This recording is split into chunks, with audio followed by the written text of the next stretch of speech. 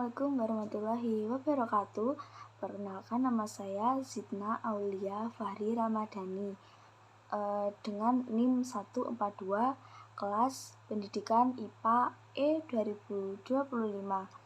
Nah, di sini saya akan menjelaskan suatu produk IPA, yaitu teori biogeografi.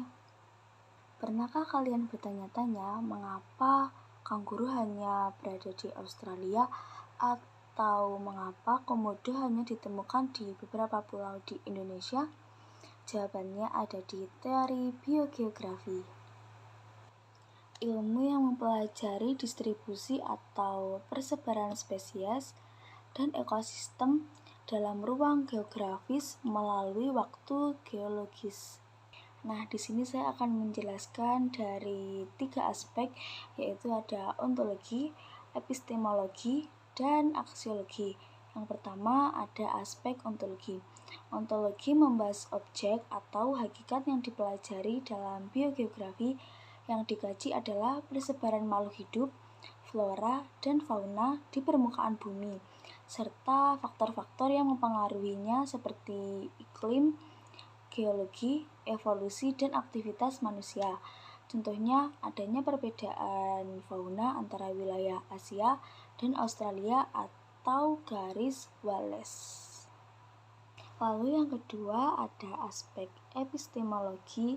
Epistemologi membahas cara memperoleh pengetahuan. Teori biogeografi dikembangkan melalui yang pertama ada observasi lapangan, misalnya penelitian oleh Russel Wallace.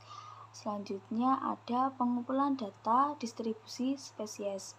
Selanjutnya ada analisis perbandingan antar wilayah. Lalu selanjutnya ada penggunaan teori edukasi dari Charles Darwin.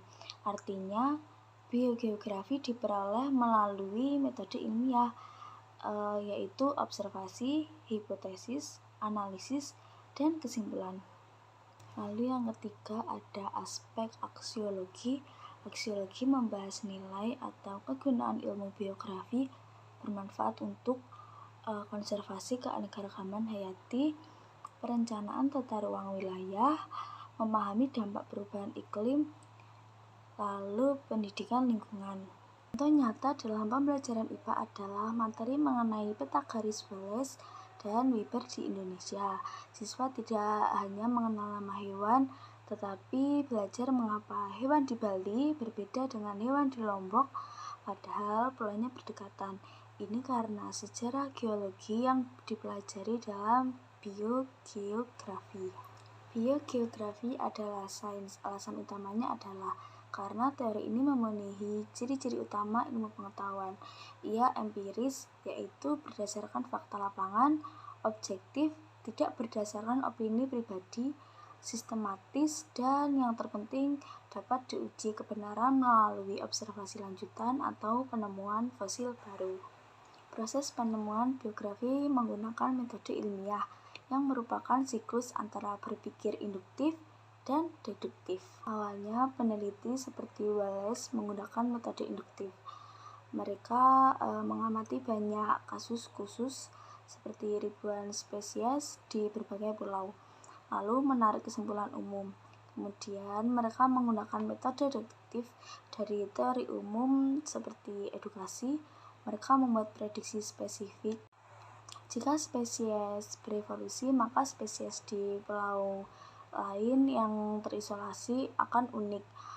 Prediksi ini kemudian diuji dengan pengamatan baru. Kesimpulannya, biogeografi adalah sains yang valid karena memiliki landasan filosofis ontologi, epistemologi, dan aksiologi. Penemuan yang dilakukan melalui siklus metode ilmiah yang menggabungkan pengamatan induktif dan prediksi deduktif. Dengan mempelajari biogeografi, kita belajar untuk menjaga bumi ini dengan lebih baik. Nah, itu tadi penjelasan teori biogeografi. Sekian, terima kasih. Mohon maaf bila ada salah kata. Terima kasih.